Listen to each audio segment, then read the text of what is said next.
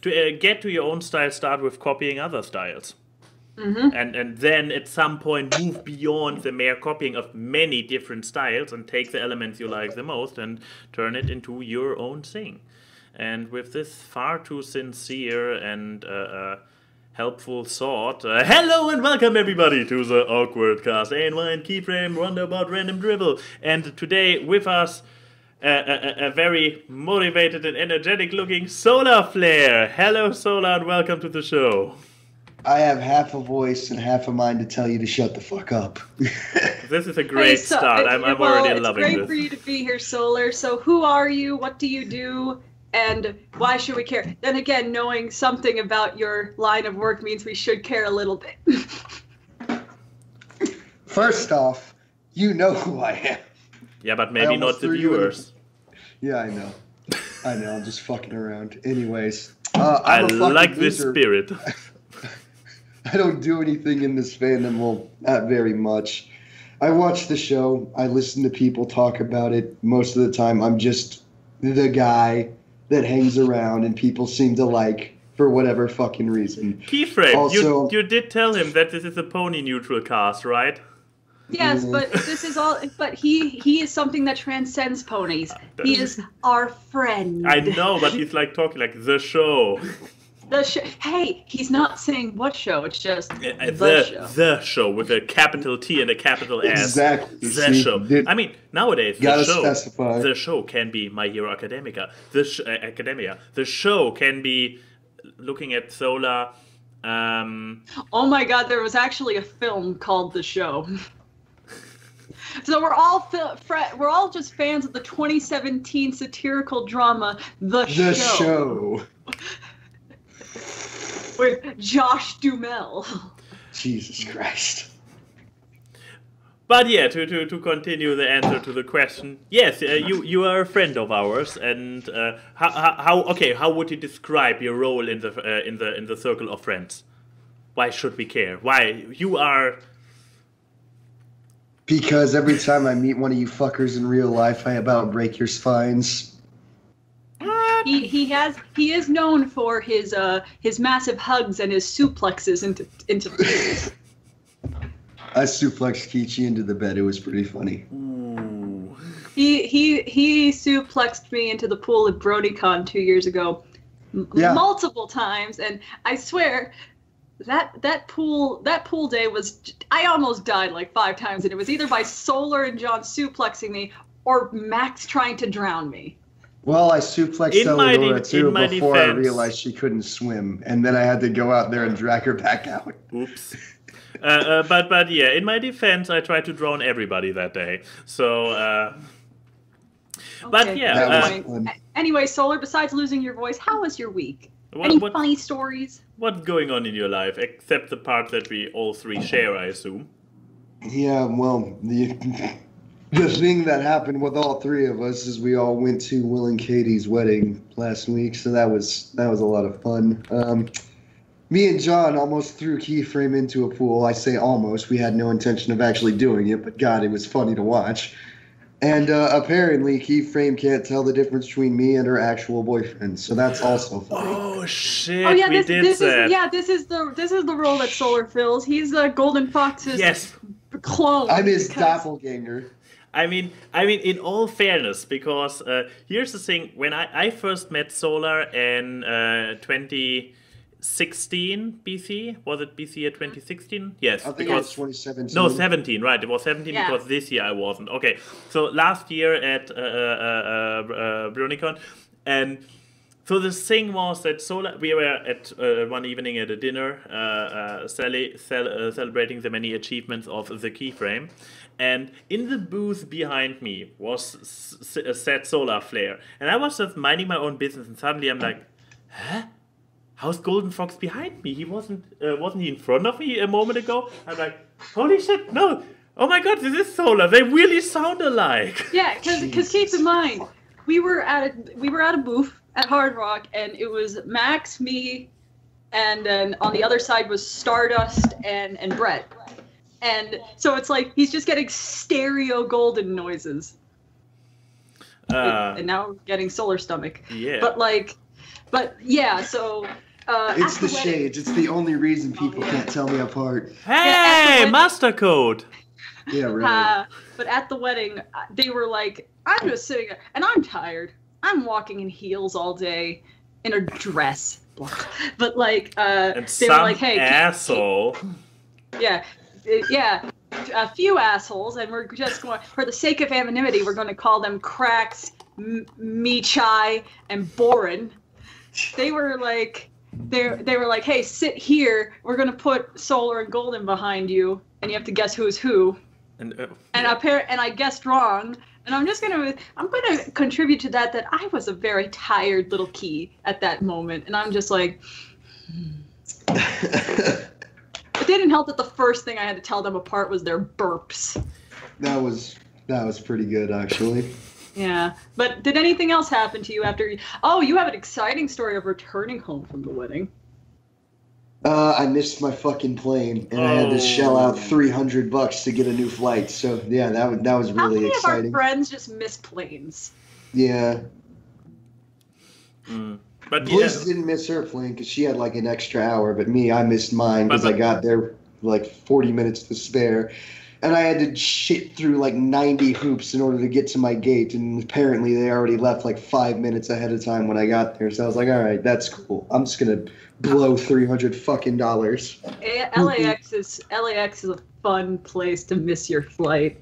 You want to know the part that's even shittier than that? What? Flight. I got my flight for the next fucking day, right? The next day, same time. I go out there, I fucking turn all my shit in, I check my bags and all that bullshit. I turn around, right behind me, the gate that I would have left at yesterday was literally like 2 feet away. I went all the way around, and that's why. Oh no! That's so bad. Like literally the baggage, the fucking TSA checkpoint, whatever the fuck, that shit was literally right next. Like you could see it from the checkpoint, but instead, I didn't go that way. I went that way, so I had to go through like an entire fucking terminal just to get there, and that's why I missed it. I was like, what the fuck? I wasn't aware that ALX is circular, but yeah, that it kinda is. It's like a crescent kind of thing. But, and now we know why Golden and Solar are both fluent in burp. Yeah. But besides that, any other funny anecdotes you want to share, Solar? What else is going on in your life? I got pulled out of a D&D session to come and do this. Woohoo. I mean... Okay. To be fair, this was not your fault because we decided, hey, we're going to do this because we want to get this Halloween segment done before it gets too far from Halloween. And I remembered about halfway through, oh, yeah, I do have that thing, don't I? Oh, well, so we're just taking a break while that's going on. I mean, there is no contract. When it is not too short notice, you are free to decline and postpone to a later. Yeah, but then I'd feel like a dick, so... Good point. But, yeah. Anyways, so that was Solar. We actually have 2 weeks we can talk about since we didn't have an awkward last week. What about you, Mr. World Traveler? Yeah, I mean, I guess also starting with the wedding, obviously. There's some fun tidbit that I can tell about. So this is probably a picture people have seen, or a similar picture they've seen people before, with Gandalf the White actually being the not the priest, officiator? Officiator, thank you. They actually got Gandalf the White at officiator, and it was quite fun, so I got there, and so far I was like making all secrecy about my own costume, being like, I'm not telling anybody, you will never know who I am. And then he arrived, and I saw him put on his costume, and I'm like, oh, there's going to be an issue. What's worse than being Gandalf the White, but... I know. So yeah, I might or might not have picked out my good old Gandalf costume from many years ago, which I bought like 8 years ago, Gandalf the Grey. And so I came there and I saw him putting this on, and I'm like, oh shit. However, the fun thing is then, actually this guy up here. This guy up here actually came up with the idea and suggested it to Jack, who is behind this beard, to be like, hey, what about fucking with everybody and putting the wrong Gandalf up there? So, yeah, this is literally what we did. I can't believe you guys did this. I know, it's...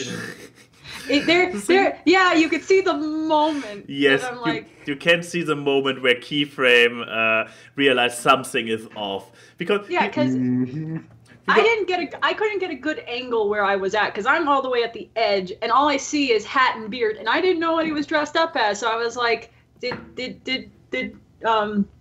Jack change his costume? Because I barely saw Jack's costume either. Yeah, because here's the thing: all the bridesmaids, all the groomsmen, and of course bride and groom have been like gone an hour before the actual ceremony in their own areas to catch their spirit and their nerves and whatnot.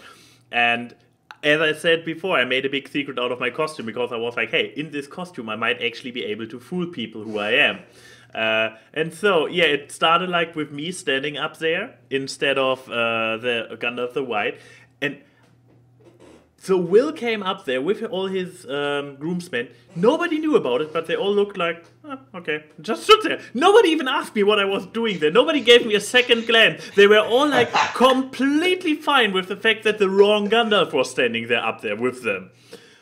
And then, even when then Katie and all the bridesmaids came in, even Katie walked by me, looks at me, then goes to Will, holding hands, and all the bridesmaids, and I'm like, did somebody tell them? Marriage.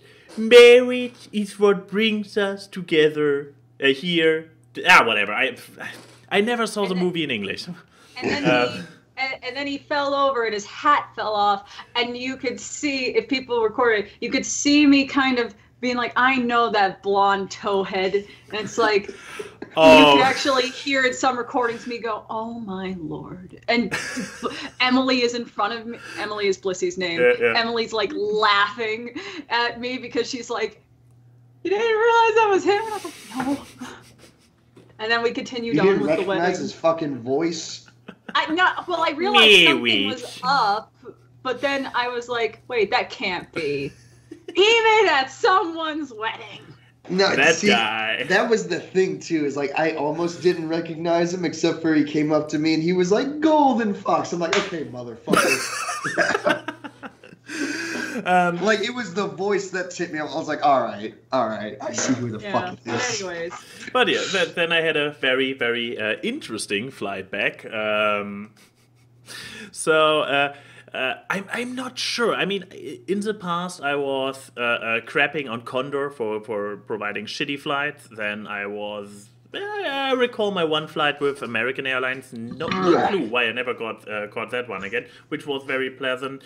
Most of the time, I end up with Air France, which which also has who often collaborates with, and they have also decent. Cross-Atlantic flights, and this time I had KLM.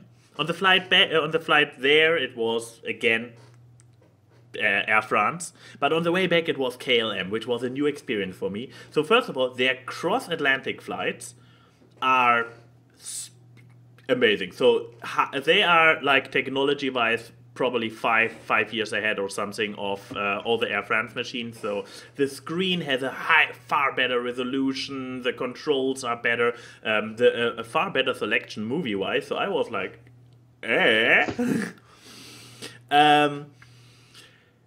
However, then weird shit started.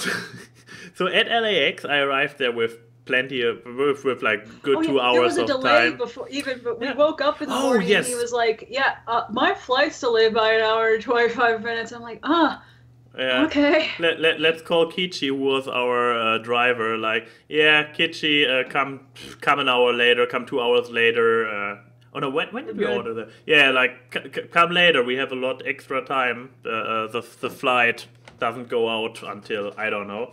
So I arrived at the airport, and then it was like, already 2 hours delay. Yeah, I believe it was actually 2 hours delay. So already 2 hours delay they sent out earlier. And then there was, while I was waiting there, and I'm like, they were like, yeah, excuse us, dear ladies and gentlemen. Yeah, half-hour delay. So on top of the 2 hours, another half-hour delay. Why the fuck couldn't I get a half hour? I know. I'm finding the WhatsApp messages that you sent me. You were just like, yeah, you were like, short update just for its sure ridiculousness. The already 1.5 hour delayed flight got another 30 minutes delayed and only now started boarding. Yeah. And this was at 4:17, and I think we dropped him off at like before 2. So yeah, I got to experience LAX in. So you stole my flight's time and added it to your flight's time, you motherfucker. But yeah, here's the thing: I would have been really, really nervous and pissed about this entire thing if I wouldn't have a 6-hour delay layover in Amsterdam. So I was pretty chill about this entire thing. I was like, yeah, okay, so I have only a 4-hour layover in Amsterdam. That's actually quite nice. But I could keep my smile up, but I was sitting there and I'm like, wow. I feel bad for the other people. Yeah, because I could imagine that very few of them had that generous layover times. But yeah, I eventually made it back. But yeah, then for the last part from Amsterdam to Berlin, I still was in KLM, and it was like super Sardine, like very, very tight. So I'm like, okay, they have very great transatlantic flights, but their domestic flights are very shitty, so... Their domestic flights are like, why didn't I just buy Ryanair? Yeah, pretty much. Yeah, it reminded me very much of that. So that was a fun way back. Well, and then when I arrived back in Germany, I mean, this entire wedding was Halloween themed, but it was before the actual day of Halloween, which was Wednesday. And yeah, I mean, I don't know, probably nobody knows this, but back in the day, I used to go out on Halloween always completely dressed up, having get-together parties with friends before where we all did our costumes and shit. Yeah, well, Berlin doesn't have a vacation day on the 1st, so literally all Halloween parties in Berlin happen on the weekend before, which was where I was in the US, so... Yeah. Oops. Pretty much. But this didn't keep children from going around in the early evening and trick-and-treating because, hey, it's free candy, am I right? Yeah, who's going to turn down free candy? What the fuck? All right. But yeah, Keyframe. Those were the highlights of my week. What went down in your week? Meme review. That was actually one of my highlights. Was I had the live stream of PewDiePie versus T-Series on my computer, and people on ANY's Discord just saw me constantly screen grabbing it, being like, "Go Pew!" And no one. I follow internet stuff way too much because, well, it's part of my job, and I do find the mechanics of outside of the whole drama sphere and the Jake Paulers and all that stuff, I do find the whole sphere of the ever-evolving trends of YouTube interesting. And so if people don't know what T-Series is an Indian-based record label that has a YouTube channel. Kind of like Vivo, except worse, because all they do is just put up full albums of their musicians' songs. And they are the second most subscribed YouTube channel on the whole website. Even though the view counts on their videos are shit. It's still going, by the way. It's still going, but like the thing was, everyone thought the T-Series would have, because at one point they only had like I think a 300,000 gap between them, and people thought T-Series was going to be surpassing PewDiePie and being the first YouTube channel to hit 69 million.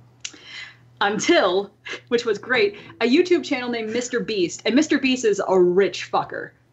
I actually have seen his TV videos, yeah. and radio spots and billboards saying for people to subscribe to PewDiePie. Wow. Jesus Christ. And it was great. And it's just, I know people have differing opinions on Pewds. I actually like him. I actually watched a lot of his content while I was watching this live stream to be like, what is he doing now? Because he's not doing Let's Plays anymore. He's more of a commentary channel. I like him more now.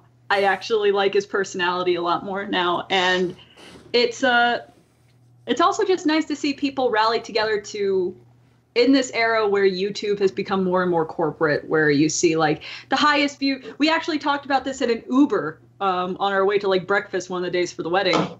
How so many of the highest viewed videos on YouTube are music videos from giant artists, and it's so nice to see people rally together to be like, well, our most subscribed channel is still going to be an independent creator, which is nice.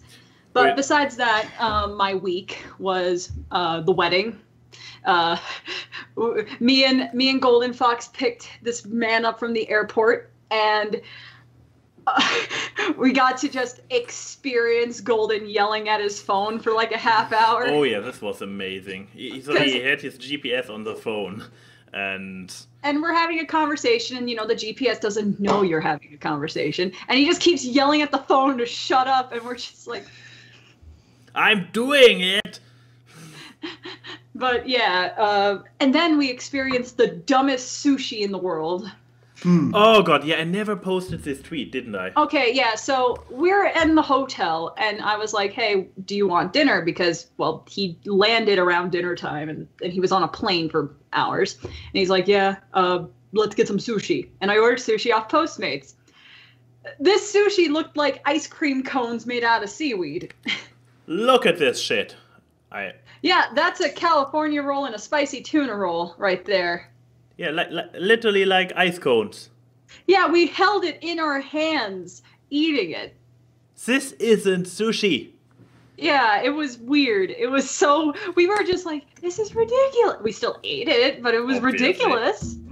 But besides that, I had to wear a wrist brace for like 2 days this week because I was working on some background work for my job, and it required shading that was all hand hatching. And if you don't know what hatching is, that's when you have to shade something with individual lines. All going the same direction. Yep. Because it's something that's bendy in the ink machine style. And if you've seen that style, it has a lot of black lines. And I was working on background elements, and these things also had wood texturing. So it was just like, I was finished with them, and I was like, ah! And then... Yeah, besides that, I'm actually taking a bit of break from work right now, besides some video stuff, and I'm getting back into traditional work to get my mind off things. And I think I put my actual canvas that I was painting on last night somewhere away from my desk, because I put all the paints away, but I was working on something, though it's more of a personal thing, no one knows the character. But besides that, I'm actually... Hello. This is something I'm going to be painting. My first piece of Adventure Time fan art. Ooh. It's Flame Princess. Ah, with a little bit of, I don't know. This looks a little bit like a Fire Lord outfit. Or does she actually wear this later? She did become the Flame King, and I think that's her best looking outfit. So I was like, yeah. Relatable. Well, yeah, because she looks so damn cool. She became a fucking queen. I mean, they kept calling her Flame King, but Flame Princess is one of my favorite characters on the show. So I was like, yee. I'm surprised that it took me this long to draw Adventure Time fan art. It only needed the show to end. You're not wrong. But yeah, besides that, it was just working, playing Heroes of the Storm at night, and the wedding. Yeah. Oh, and I forgot. We finally finished Undertale yesterday. Oh yeah, we finished Undertale, the Pacifist Route yesterday. It's only 17 hours of gameplay, but nearly 2 years. It took me nearly 2 years to finish Undertale. I think what killed me is one of my friends messaged me. I'm keeping their name anonymous for the sake of not wanting to kill them. Mm-hmm. But we finished the game, and they messaged me being like, so Deltarune when? And I'm like... So it was Lauren. Got it. Yeah, it was Lauren. Nailed it. Yeah, she was like, Deltarune when? And I was like, well, we should do the genocide route first. She's like, no, don't! Of course we need to do the genocide run. I want to comment on it, but that would probably go into like spoil. Yeah. So far, it's all pretty much conjecture. But Deltarune, I would say, Deltarune's a lot shorter than Undertale. It's like 3 hours tops. I mean, I think aren't they actually splitting that stuff up into chapters? Like, there's only chapter. They are. So yeah, this is the first chapter. Thing. Yeah. But they're free, so bonus. Yeah. So. Yeah, besides all that, it's just been working. I had to take a break on the Doki video, though, because I'm learning a bunch of stuff about After Effects, and then I have some character design videos and videos that aren't pony, which make me so fucking happy. Blasphemy. But yeah, I guess we can move on to media. My week was not interesting at all. We had 2 weeks to talk about, and nothing was interesting. Besides a wedding. Well, an entire wedding, so... Oh, we went to a diner in North Hollywood, and Max just spent the entire first day that we were at this diner criticizing the waitress. Wow, okay. Do you want to talk about that? I mean, I'm a professional hotel clerk, so I can tell good service apart from bad service, and... I mean, Are you going to give an example and put this lady on blast? What was it? What she did? The coffee. Oh, that she kept filling it too far. Oh no, I actually even told her like, yeah, please with room for milk, lap to the brim, whatever. Like, okay. Oh, that was hilarious, and it was was just like there also somebody coming like after we nearly had like. Eaten 80% of it was already eaten, and then they were like, is it okay? What if we would say no? Isn't it a little bit late for that question? We constantly have these people at restaurants. Even when I'm over there, we had the Greek place that kept doing that. It's just I just attract people? Oh, wait. I did do something interesting. I went to Disneyland. Oh. Well, at this point, I mean, you're there every but no, there was something new at Disneyland. There was something new at Disneyland. Pixarland. Yeah, they changed Paradise Pier to Pixar Pier, and they changed the California Screamin' roller coaster to the Incredibles coaster. Holy crap, it's so good. I mean, it was more or less my favorite roller coaster before. Yeah, so. it was your favorite ride at the park, but like they made it even better. And it's so good.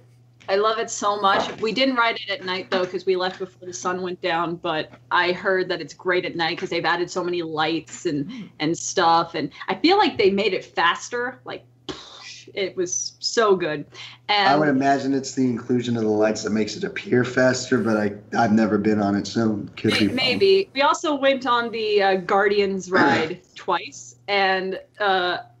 Kichi didn't know what the Guardians ride was, and I didn't tell her until we got on the ride. Ooh. She was like, wait, is this a drop ride? And I'm like...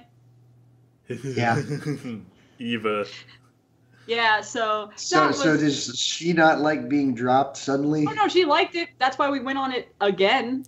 And, so it was a good day, and we were in no long lines the entire time. Like, the longest I think we waited was like 20 minutes, and I was like...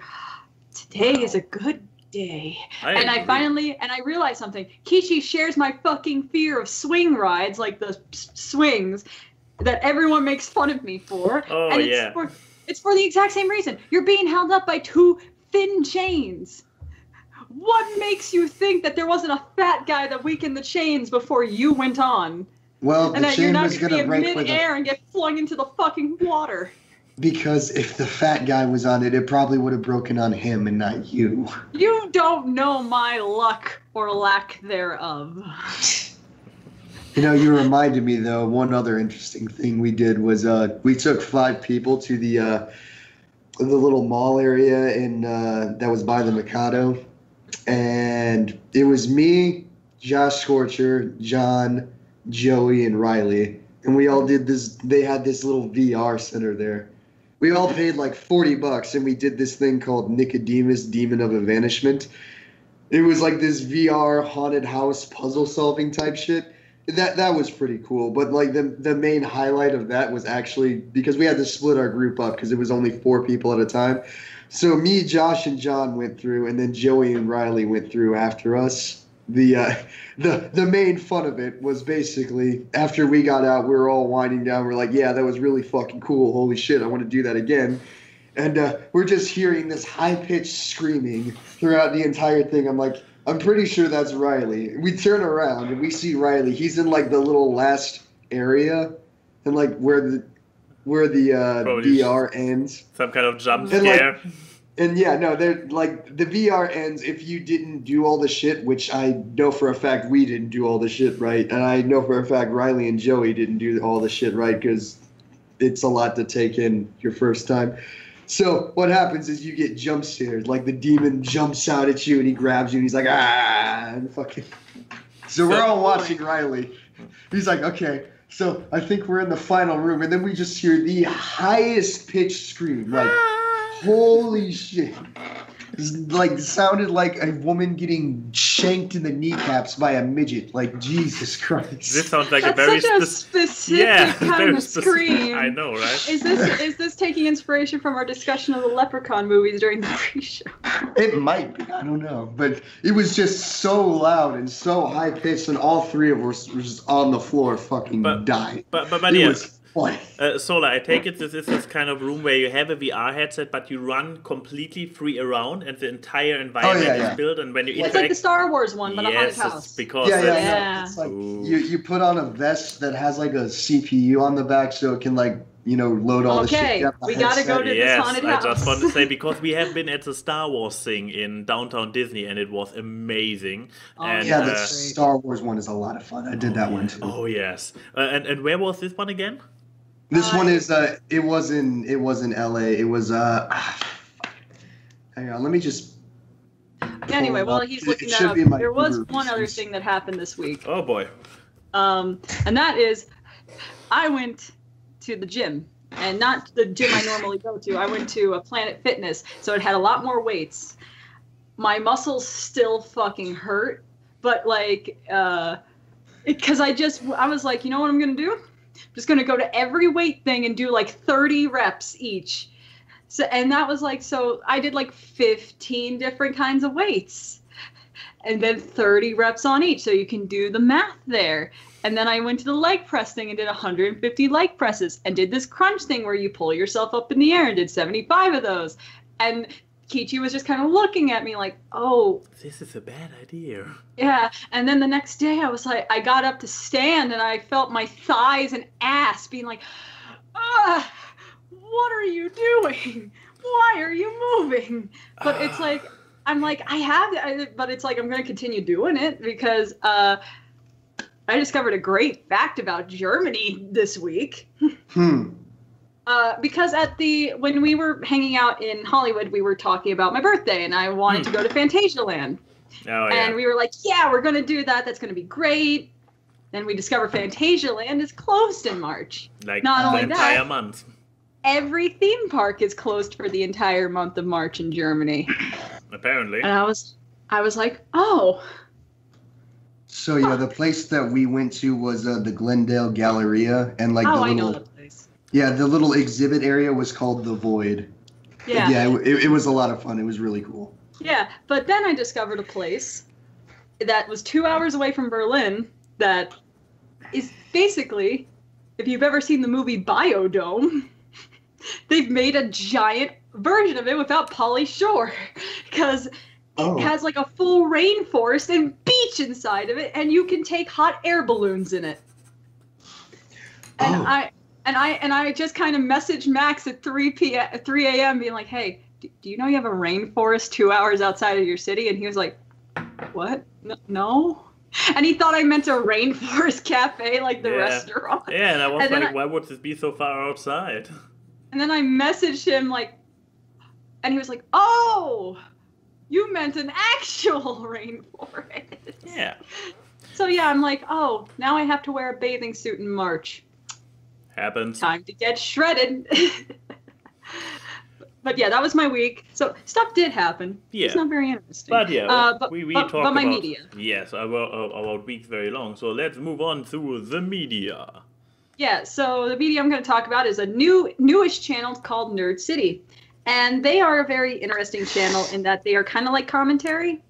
they are, I guess. But the way that they do their commentary is interesting. They've talked about stuff like Daddy of Five, Jake Paul, and the advertising stuff around Jake Paul, Instagram stuff, and because they have like a 3-part series called Tryhards, and they talk about like Instagram models and how that stuff works and how to get popular on it and the methods that people do. And they do that by going to a specific, really popular Instagram model and recreating every single one of their photos, except putting a Photoshop for Dummies book somewhere in the background. It's great. And they talk about how like people manipulate their photos, and when people deny that they manipulate their photos, and how to believably manipulate your photo so it doesn't look like the background is destroying behind you because you used a liquify tool on your ass. Oh, this is even a try-hard picture, which I saw there in the opening. Oh, I see. Yeah, it's one of this is his character, Dr. Downvote. Yeah, one of these channels. Yeah. Oh yeah, this is them trying to recreate the pictures.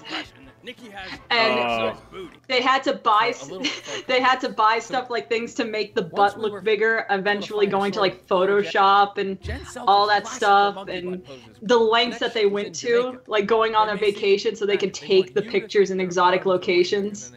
But my favorite things that I recommend people watching, besides the Instagram ones, was his videos on Jake Paul. Of course. Specifically his one with the second one with the babies, because he talks about how if the internet followed the rules of TV advertisements, all of Jake Paul's videos would be illegal to watch in the EU, the UK, and America because of how blatantly and how often he promotes his merch to children and kids entertainment, because he does a lot of stuff specifically for the YouTube Kids app. Oh my. And how raunchy the stuff is, and just how much effort he puts into his content, how well shot everything is, and I'm always a fan of high effort content, and I love his Dr. Downvote character so much. But I really recommend people watch it. It makes you interested and looks like a very reasonable fellow. Yeah, it makes you comprehensively listen to things that you wouldn't be interested in. Because I don't. He looks like A and Y once he finally becomes the medic. Oh, he does kind of look like your evil genius character from A&Y Corp, but with the goatee you have now. About the Professor Dr. Richard from Varnheim. Yeah. Oh, which, by the way, he's actually pointing out how most of Jake Paul's merchandise, you know, how he's like merch in bio, is actually taken from a bunch of clip art. Wow. And yeah, so he's really fun to watch, and he's a relatively new channel, but he's gotten the attention of some like PewDiePie and Shane Dawson and all this stuff, because in the Shane Dawson documentary they actually mention this specific video. Yeah, so I really recommend people watch Nercity. He's funny, his girlfriend's funny, the one that he did the Tryhard series with, and I know that some people are not really into the commentary channels like H3H3 and all that shit. This is not like H3H3. It's not just screaming. He's actually very well versed in what he's talking about.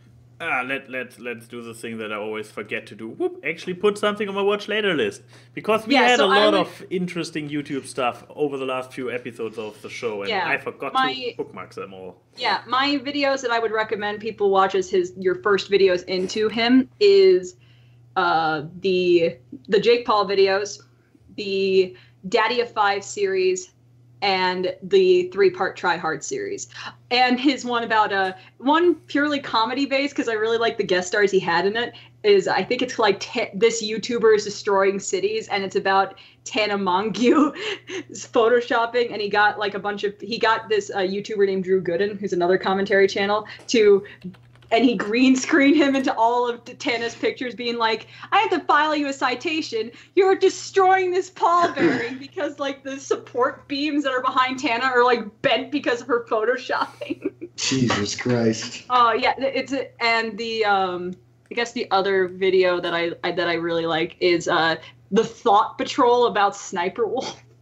Because that one is the one where he goes most in depth on how to do like convincing photoshopping. which is which I'm always interested in because I always like learning Adobe products. You actually learn something by watching his stuff. I also just realized, I tried to scroll down, this is literally his entire library at this point. He's relatively new. Yeah. I mean, his channel started like 3 years ago, but then but his oldest content is not like his newest content. Yeah. You see, he has this devil persona and anything, and it probably just started unsubscribed. Oh, well, it's probably started around this area a year ago. Yeah, he started with EA or this positivity YouTuber, and then went on through Daddy of Five, then Instagram, then all this stuff.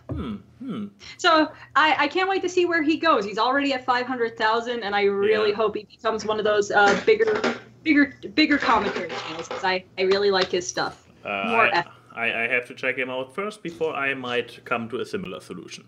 Yeah, so you talk about, because someone has 3 fucking movies to talk about. I probably give I probably give Solar the spotlight first, so that it's solely on me to not go completely overtime, which I will obviously fail horribly. So Solar, what did you bring to us this week? Well, actually, one of the things that we also did while we were out there at the mall is we watched the 2018 Halloween, which we went into it and we were like, oh, this is going to be a really crappy remake. It's going to be like, it's just going to be all the generic horror movie jump scare tropes and all that. It actually turned out being a really good modern slasher film. Like, it's not... Obviously, it's not like, oh my God, this is the greatest cinematic masterpiece that has ever descended from on high Hollywood down to our doorsteps. But it's a really good modern slasher film, in my opinion, because basically the thing that mainly gets it is like it's the way it does its cinematography, which is like, okay, it'll show a shot of like a house. And it'll be like, oh, where the fuck is Michael Myers gonna appear at? Because you know Michael Myers, he doesn't fucking crawl under the bed. He doesn't like hide in the bushes or any shit like that. He just zombie walks directly to wherever the fuck you're gonna go. So it'll be some shit like you'll see him go up to a house, you'll see him disappear out of the camera. It'll like zoom into the window or something like that, and then like through the reflection, you can see him walking in the background and shit like that. So he's already inside. Yeah, it's shit like that. Like the way they film it is just like I don't know. They just make it really good. It's not like they're following him through there. It's just kind of they film it at a certain angle where you're like, how's he gonna get in there? And it just you just see it sort of in the background, and that just makes it way scarier in my opinion because it's like unless you're actively looking for him, which a lot of people aren't doing because they don't know he's there yet. It's something you could literally just blink and miss, and that's why I'm like, that's really clever cinematography there. It was part of the genius of the first Halloween because you could actually see Michael's car and all that stuff in the first movie too in the background. It's a very blink while you miss it thing. I'm glad that they brought that back. There were also like a lot of fake outs in the movie too. Like you'll see some shit in the background, like. I remember there was one scene he was going into a shed and you can see what looks like a motor that looks like the motor of like a chainsaw. I'm like, oh shit, this is going to be Texas Chainsaw Massacre. And it's like, no, it's not. It's just a leaf blower. Surprise. You got us. But like they do some other stuff too that's pretty interesting. I remember there's one scene where like the main chick that survived him the first time, because this is like a soft reboot. It's basically Halloween 2. Basically better. Yeah, basically the story is, the first Halloween happened, he killed a whole bunch of fucking people, he got locked up. They go and they're like, oh well shit, they send these two. Okay, I'm getting kind of off track here. So the movie basically starts. You have these two YouTube podcast people that are basically going in and they're trying to get information about Michael. So, they go to the mental fucking institution where he's at and they try talking to him. Of course, Michael doesn't talk because why the fuck would he? He's Michael goddamn Myers. They don't get anything out of him. So they go and they visit the chick that he tried to kill the first time. They don't really get anything out of her. And basically they end up doing a prison transport because, of course, that's the only way he's going to get out of there. Somehow they crash, and that's basically where the movie really fucking kicks off. Like the first... Yeah, basically, like the first 45 minutes, like 30 to 45 minutes is basically all just exposition. You're finding out who the characters are, what they did, like how they do things, that type of stuff. So anyways, the point that I was getting to earlier was like, so the main chick finds out, oh, yeah, shit, Michael's alive, he's in town, he's going to start fucking chopping up some people, so I'm going to take my fucking revolver and go and shoot him. And she sees him, like, in the house, shoots at him, but it was actually a mirror that she was looking at, so it just broke the mirror. It didn't actually hit him. It does, like, a bunch of shit like that, where you think, oh, yeah, this is going to fucking happen this way. It's like, no, psych. It's just fucking camera tricks. And also, that's what I think makes it really clever. I wouldn't say this stuff is spoilers because, one, soft reboot. Two, he's talking about the cinematography of the movie, not exactly the storyline besides the storyline that you already know if you've seen the first Halloween, which was back in the 80s, so... But yeah, was this your actual media, or...? I mean, yeah, okay. I figured I might as well have it as my media since, like, I couldn't think of anything. Yeah, what, you're not going to have rootin' tootin' cowboy shooting too as your media? Well, I haven't actually played it yet. I just found it really funny because it was a meme. Because I thought that would be your media, so I actually had this prepared. You have it pulled up. Anyway, so since this was not the media, let me go and hopefully rush through my only 3 media this time. Jeez. Is one of the medias the movie we watched on Netflix? What did we watch? The horror movie. Wait, the horror movie? Oh no! Chris and Tucker versus Evil. Evil. It's not one of them. Oh, no. But it's so good. Oh, it is actually good. It is actually good. So go watch it. There we go. Exactly. So yeah, no, but I had 2 very long plane flights across the Atlantic once again. So obviously I watched a lot of movies again. But I will not recap every single one like last time. I only will talk about 3. I'm gonna get the Discord questions ready. So fair. Okay, so apparently this was the first one I was going for. Yeah, first Red Sparrow. I recall that I saw advertisement for Red Sparrow when it was in cinema, and I was like, this seems to be down my alley. This looks awesome, but then I missed it in cinema. And I was like, yeah! And then I saw it, thankfully, on the KLM flight with the better resolution screens, as I explained earlier. And yeah, this movie is very much mature rated, so if you don't feel so good about brutal shit, torture at some point, nudity, don't watch it. However, if you are okay with this film is, first of all, it has quite a nice lineup of people. I mean, Jennifer Lawrence in the main act, you probably should know her from she was Mystique in X-Men. She was the Caden, whatever, the Hunger Girls girl. Katniss Everdeen. That's what I said. And yeah, sure. So she is a bit of a known name. Then we have also people like Jeremy Irons in there and other names that I forgot. But I was like, you watched and you saw many familiar faces in the cast. Not A-list, so we didn't get the Robert Downey Jr.'s and one of the many Chris's also, but a lot of familiar faces. So good casting, intense thriller. It's I mean, you guys heard me a while back gushing over Atomic Blonde. Yes, Atomic Blonde, and it's a very similar movie about a female spy character in a very brutal environment who fights her way through it and doesn't get out of it unscathed.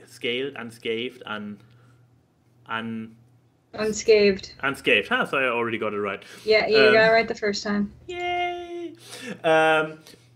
If this is down your alley, absolutely must watch. Once again, like Atomic Blonde, if you like this kind of stronger movie about a stronger woman in a fucked up situation, which often enough goes into a brutal or otherwise mature direction, then Can you not wait until there's a Black Widow movie? Don't worry, these are the movies to tide you over. Oh, actually, that's a good point. This is basically This is mature Black Widow. This actually the school she goes to where she learns her spy shit. I mean, they didn't do the entire Black Room or Red Room or whatever they called it in Age of Ultron. They didn't have this particular room, but in general, she basically goes through the Black Widow training, but not comic book, haha, everything is fun style, but holy fuck, this is some fucked up shit style. Kind of like Nebula levels of. Yeah, but also Nebula happens without the body off-screen. augmentation. Yeah, exactly. Nebula also happened off-screen. It only gets talked about, but here we actually see the dark, fucked up shit happening live. Okay. I mean, it's not really. It's not really. It happened in the first 10 minutes, but let's just put it like this. So the girl herself, so the main girl, Arrow. Yeah, due to an accident, gets her. She dances ballet, and due to an accident, her male counterpart jumps on her lower leg, and you hear the crunch, and then you see it in like an extra angle on the floor, and like, oh god. I like to imagine you did that exact thing on the plane around all the passengers. Without the vocal thing, but I actually turned away. I actually did turn away and did not look at it. And then when the more graphic, mature scenes later were like, let's just hope there's no child sitting behind me. I'm not going to stop this movie. It's on the library and I want to see it. So yeah, it was not a disappointment. This kind of movie is down my alley. I cannot lie. Of course. Then I also got to watch The Grand Budapest Hotel. Yes. Another one I don't have too much to say about because I already talked in length about Island of Dogs. It's another Wes Anderson movie, and I can't just. His style is so. It's art. His style is so iconic. Like. And his character presentation, which is something, it feels so surreal because the characters in his movies are always earnest. They are always honest in what they do and say. They do the most fucked up shit, and coming from reality, you think like, yeah, he's lying through his teeth. But no, it's completely straight. Those characters just are like that in Wes Anderson movies, which is like...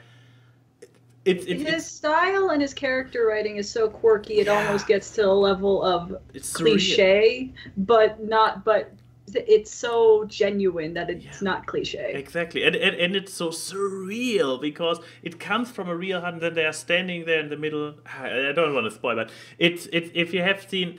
On the one hand, you can say if you have seen one Wes Anderson movie, then you have partially seen all of them because they are so similar. But on the other hand, they are all very unique. So it's still, if you enjoyed one, you will also enjoy the other. So I'm not sure how many I have seen. I might have seen more. I know that I have seen Fantastic Mr. Fox, Island of Dogs, and now this one. And I'm not a hardcore fan, but I enjoy watching them very much because they are such a, well, at least compared to other movies, unique experience. Once again, among each other, they have so much similarities. Anyways. But his style compared to other filmmakers is unique. And this dude, when Wes Anderson is like, Hollywood, I'm making a movie. Everybody lines up. It's insane. So in this movie, we have Ralph Fiennes, Andre Brodian, William Dafoe in a complete minor role. He doesn't even speak, I believe. We have Jeff Goldblum just being there, Bill Murray in a completely throwaway role, Jude Law also, Edward Norton, Owen Wilson. Just... I'm not sure if Wes Anderson is just friends with everybody or how this works, or if it really is like.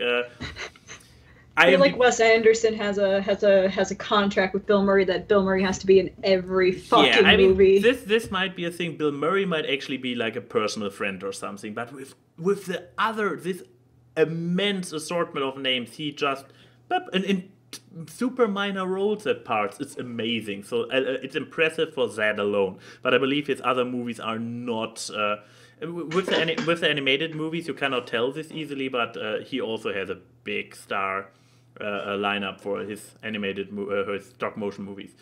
But yeah, finally, the movie I actually wanted to, as my primary medium, Game Night. This movie. I saw advertisement for it, and I was very uninterested in it. But then I just came across it on my flight, and it was in the library available, and I was like, yeah, it looks nice enough. Why not? And I was already about to watch Infinity Wars again or something like this, and I was like, come on, you're currently waiting for your food. You will not fall asleep anytime soon. Let's watch something new. And I'm so happy I did. I mean, Budapest Hotel was the same way. But for this one, I'm so thankful that I did. Because this movie, it made me genuinely laugh out loud. It has Jason Bateman. Jason Bateman. Not Statham. Statham is a Bateman. Transporter. Yeah, Bateman. Not sure. So he's might know him from Arrested Development and from Nick in Zootopia. I'm not sure what other great. Oh, and Horrible Bosses, because as it says, from the guys who brought you Horrible Bosses. It actually has a similar humor, but an amazingly sympathetic or likable cast. So. You have Bateman and his wife, Rachel McAdams.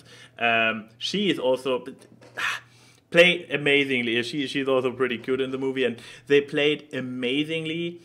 So it starts basically with both of them meeting for the first time in some kind of public board game event, because that's a thing that happens in their 20s or something. And they are both super competitive. That's basically their driving force throughout the movie.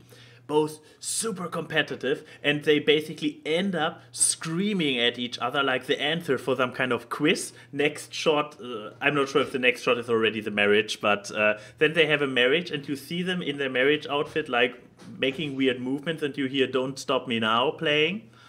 And then the camera zooms out, and you see that they're on their wedding, standing on a what's this machine called with the dancing? DDR. Yeah, they're standing. Yeah, exactly. Yeah. They're standing on a DDR and dancing to "Don't Stop Me Now," and it starts with this kind of energy. This is the first 5 minutes of the movie. That's so cute. It's disgusting. I know, but they keep challenging each other the entire time and trying throughout the entire movie. And you would say that this is kind of an asshole behavior to be to your spouse, but no, they're both into it, they're both genuine about it, and they are like this. They love each other for that, and this is amazing.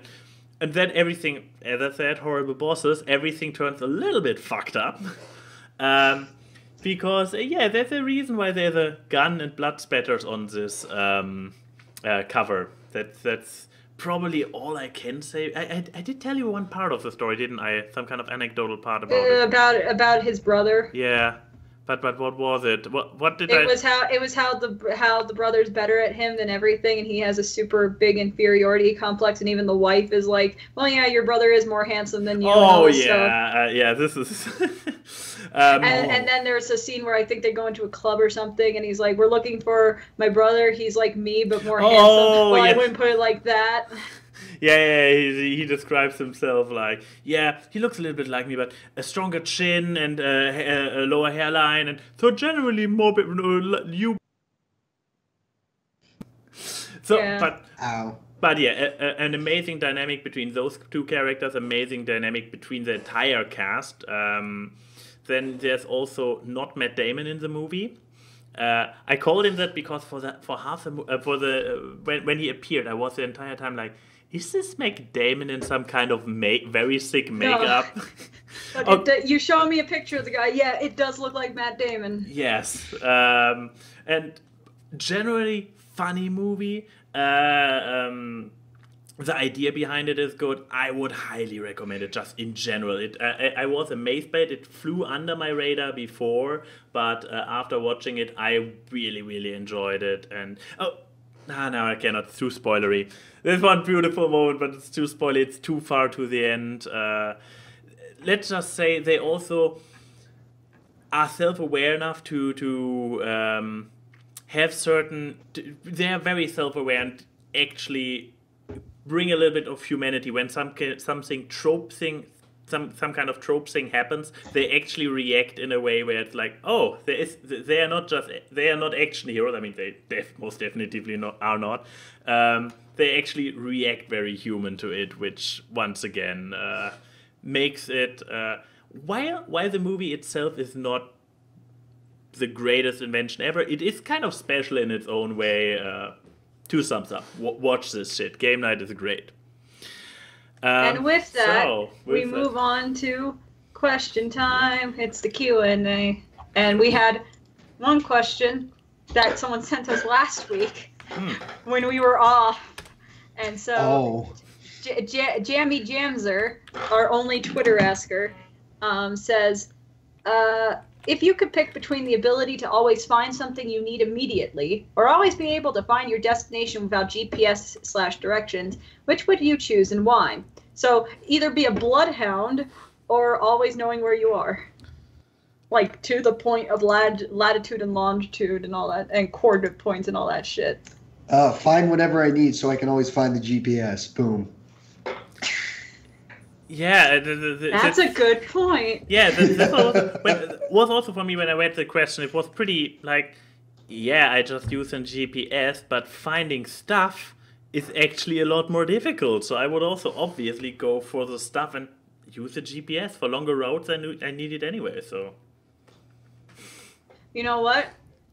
I would pick the finding things, but but just because I wouldn't need a GPS. I just imagine that I would be like a fucking I would think of a very, very, very specific item that I know would be in this place, and then you just see me walk to it, cross country, knowing exactly where I am, doing the pilgrimage. Oh, so you would try to use the one item for the other, the one ability. Yes, the to one item for the other ability. Yeah. Like I would be like, I want to pinpoint the floor piano that was used in the movie Big that's at FAO Schwartz in Manhattan, and here I go. Don't need any GPS for that. I just do some shit like fucking label a whole bunch of paper clips and stab them into the ground. Like, yeah, I want to find paperclip number 5. Zoop. You're gonna. This comes with the superpower that you can just zoop to the thing. It's kind of like if you have the power of teleportation, but you got to know the exact place of where it is. That's interesting. Thank you, Jamie. Anyway, to Discord. Yeah, to the Discord. To Discord. From Wolfhead. This one is for Solar. Oh, fuck. What advice would you give to a young boy, BOI, who is on the road to respecting women? Teach me, Sensei. Okay, so first off, you got to figure out what the ladies like. And you got to do that without being asked. You gotta be kind. You gotta be courteous. You gotta be smooth. Who is this man and what have you done to Solar Flare? And you gotta always tip your waitresses, even if the service sucks. I mean, yeah. What does this? This is respect. Just being kind is respecting women. I mean, kindness is part of respecting. I would say, but what if you have a very, very tough woman who doesn't want to be like cuddled and with kindness and just want to be respected as a person and not just as a woman? Hey, well, I'm just saying, if I'm working in the food retail industry and I have to work with shitty people all day, yeah, giving me a tip, that is a form of respect, man. Oh yeah. Good argument. Good argument. If you got somebody that doesn't like being cuddled, then just respect the fact that they don't like being cuddled. Respect their space. Respect their wishes. Oh boy. There you go. Yeah, there's your thing. From Charlie, is anime real? Yes, it is. Yes, it's like a cartoon but with swords. Exactly. So yeah, some cartoon but with guns, and I'm sad. I mean, at the end of the day, it's cartoons with gun swords. That's something you really only find in anime, unless you count bayonets with on the end of normal guns in like Civil War and shit. But or projecting a Rainer from Heroes of the Storm now that he stabs people with his gun. Something we noticed earlier. Yeah. Speaking of video games, Denim asks, for everyone, since we're all #gamers, is there a game that you rage quit and have never returned to? Here's the thing. I always return to the games that I rage quit. I have never rage quit a game and did not come back to finish it later. Not even Donkey Kong 64 that I stopped playing for like 10 years. I came back and I finished that shit because I wasn't going to let that shit beat me. I'm to see if there's a game on my Steam. Yeah, I know there's games. I know there's games on my console days that I definitely rage quitted. To just like show you the type of person that I am. I'm the type of person that beat all 3 Dark Souls games, and Bennett Foddy's Getting Over It. Okay. I'm thinking. I did have to take like a 2.5 week break from Cuphead because I got so angry at the fucking clown level. Oh, the clown he's like the easiest one. No, he's not. He's so easy. No, he's not. Sola, get over her and show her how it's done next time. We did beat it. We did beat it. So. But yeah. I mean, here's the thing. I barely ever rage quit anything. I have plenty of games I quit. I simply did not continue. But not out of rage. It was more like, nah, whatever, or like, No, what I actually did, also not rage quit, but one where I actually gave up. Like it was like, was the game, throw in the towel, and out of frustration, out of salt, and out of resignation, was the game within the game in Stardew Valley. There is this arcade machine which is Prairie King, something Prairie King, and it's actually there are actually 2 achievements connected to this. One is beating it at all, and the second one is beating it without taking a single hit. And I did it. I played it for a while. I tried it for a few days to get anywhere. And at some point I was like, no. In theory, I could probably do it if I would do the Japanese thing and just don't do anything but play this game until I have perfected it. But well, it's all just muscle memory. Yes, exactly. When I reach it to down this to point, science. yeah, exactly. But it's like, no, this is not fun. I play those games for fun. I'm not in college anymore where I have too much time to waste. So I just gave up on it. And another game which I did not completely rage quit. I mean, I finished the game. I actually aced it, but I stopped before getting all the achievements. Was Honeycomb Studio. This disgusting piece of shit. I hate this game so much. And here's the thing. It's not the worst game out there. Honeycomb Studios is... I mean, there are more disgusting games out there. There are less well put together games out there. But what I really fucking hate this game for, it's a spiritual successor or feeding over or whatever to Honey Pop. It's a spiritual sequel to Honey Pop. And Honey Pop. Honey Pop was the first game ever I got all achievements on Steam. I only have like 2 or 3 hours on record because I always played it offline because I was too ashamed of it back in the day. But I played Honey Pop for hours. Nowadays, it's fun. It's amazing. And Honey Pop, once again, I talked about it before. Once again, Honey Pop is a game that does the Cabin in the Woods thing. It makes fun of the genre, but by the same time, it's a love letter to the genre. And it's so wrong. It's beautiful. It's amazingly politically incorrect. Honey Pop is amazing. I love Honey Pop. And then came Honeycomb Studios, which takes the same characters, sets them in a clicker world, which would not be the problem. If it just would be a clicker game, I would be like, okay.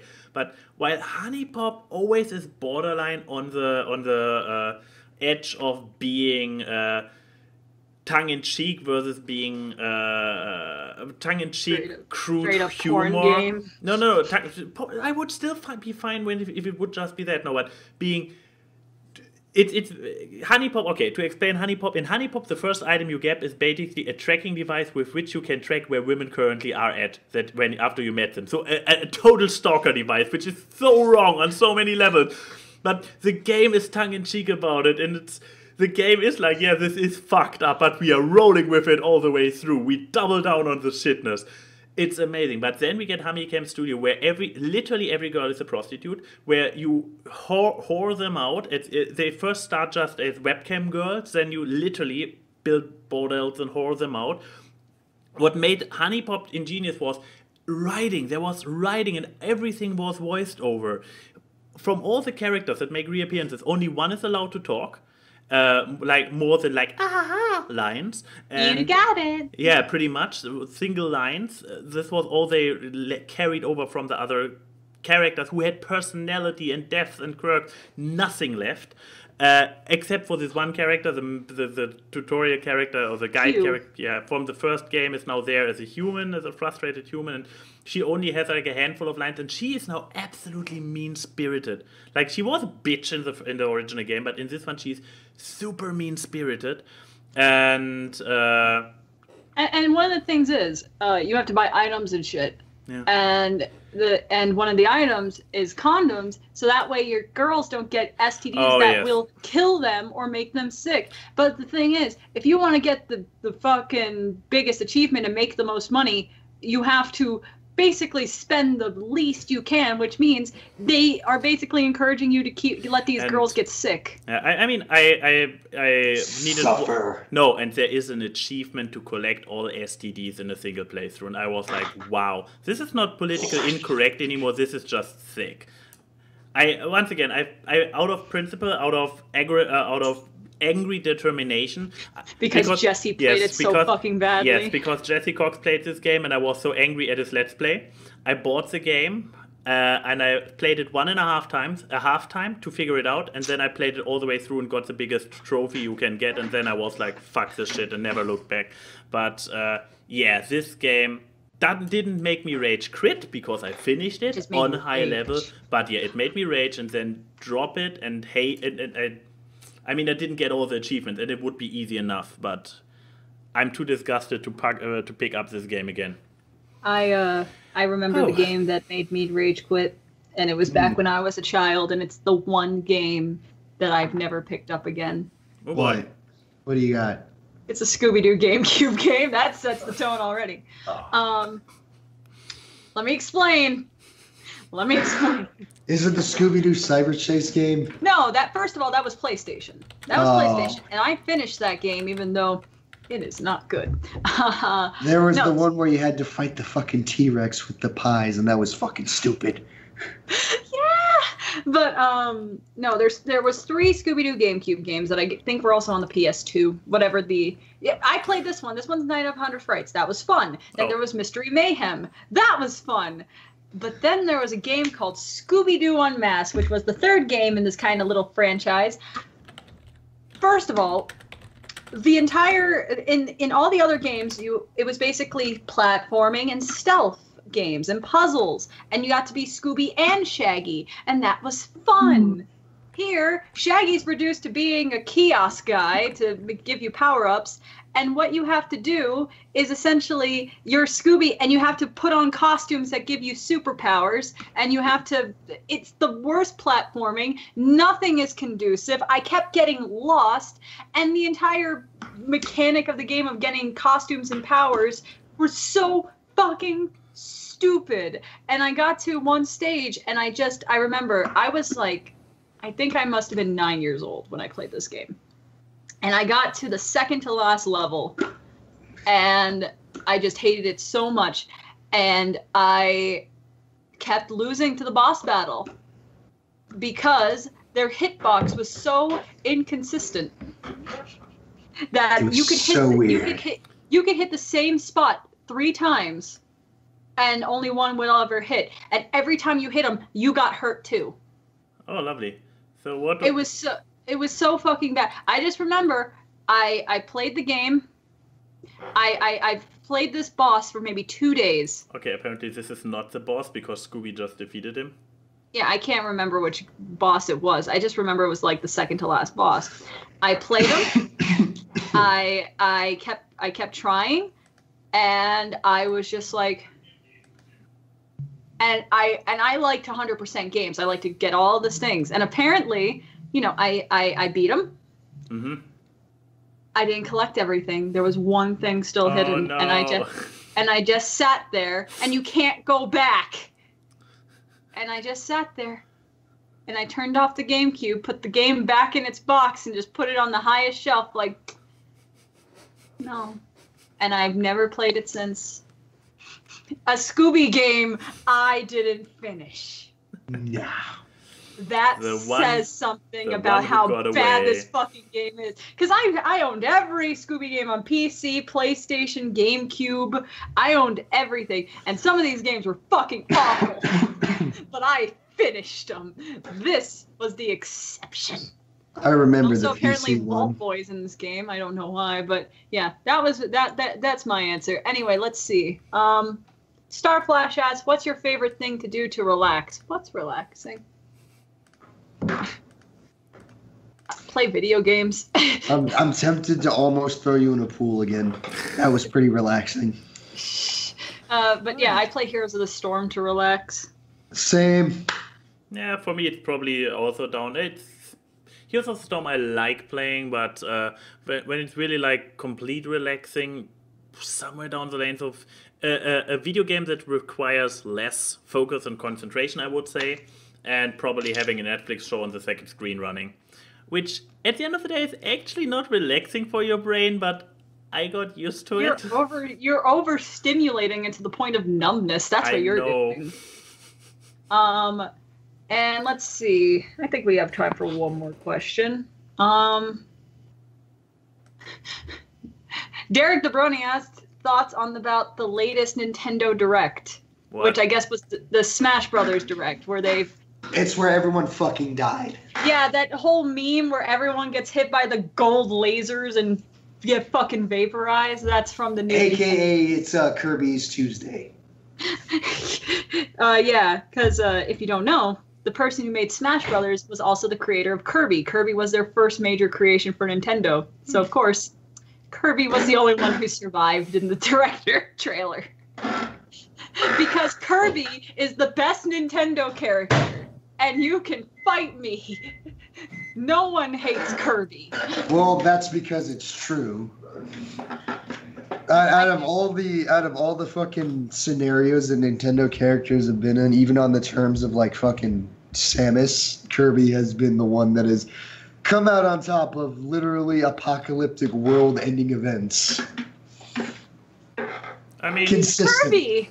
Every game, you know, for kids. I mean, he has a tendency to rip the fucking souls out of people and murder them brutally. Yeah, and absorb their abilities. Yeah, he's basically Gluttony incorporated. He's a monster from Full Metal Alchemist. And when I say rip the souls out of people, I don't just mean, oh, he inhales them and copies their abilities. No, if you go to like the final boss fight of every Kirby game ever, the boss always has like a soul version, which is like 4 times as hard. It hits like 4 times as hard. It has twice as much health. It moves fast as shit. And you're literally annihilating their fucking soul. Like, they can't even go into the fucking afterlife because you beat them that badly. That's Kirby. I mean, you know, it says something when his smash move is that he takes all the enemies that are alive and cooks them in a giant pot. Fucking cannibal! That was his move in Brawl. In the new ones, he just gets the Ultra Sword ability, which I think is more fitting. Still, Ultra Sword's a lot of fun. I've never met someone who hates Kirby. Well, you have met... It's because it's impossible.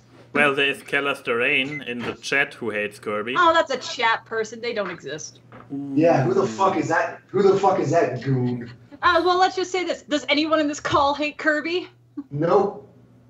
I don't really care about Kirby. You're a SNES. Did you ever play Kirby on the SNES in your childhood? Nope. What? What?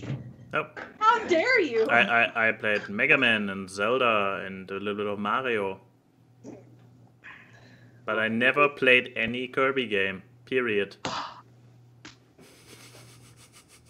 That's blasphemy. But, yeah, no, fucking... Jeez, like, Kirby is just... Kirby was a huge part of my fucking life. Especially once I got my first DS and I had Kirby Superstar Ultra. I think that was the first game I ever actually beat 100% just because I loved playing it so much. I have to look at you differently now, Max, that you, Mr. I was a Nintendo kid, never played Kirby. That's very true, and you know what? You better deal with it!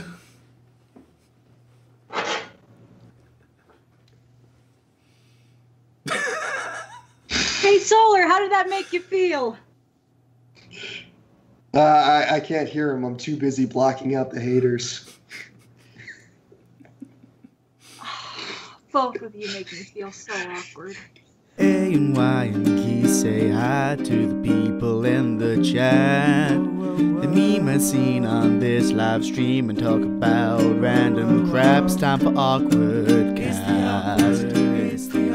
Random guests and funny gags is the AWKWARDcast. Artists and analysis. You do not want to miss the AWKWARDcast. It's the AWKWARDcast.